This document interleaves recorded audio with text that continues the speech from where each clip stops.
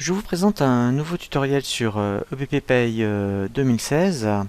sur le paramétrage des bases CSG.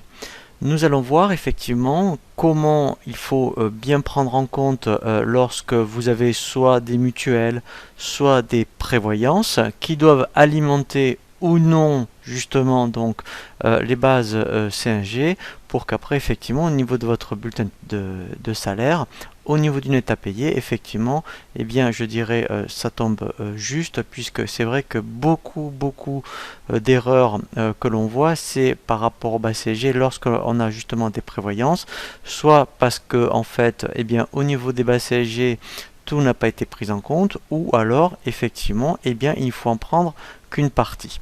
Donc la première chose qu'il faut faire, effectivement, c'est trouver je dirais, des rubriques, puisque en fait, hein, comme on a vu dans le tutoriel, lorsqu'on crée des rubriques de paye, la seule chose que l'on crée, ce sont des variables, et ensuite on ne fait que dupliquer. Donc première chose qu'il faut faire, c'est que quand vous êtes dans les rubriques, eh bien, il faut, donc si on prend l'exemple des prévoyances par exemple, on va prendre le thème prévoyance, les rubriques de cotisation. Donc au niveau des rubriques de prévoyance, donc pour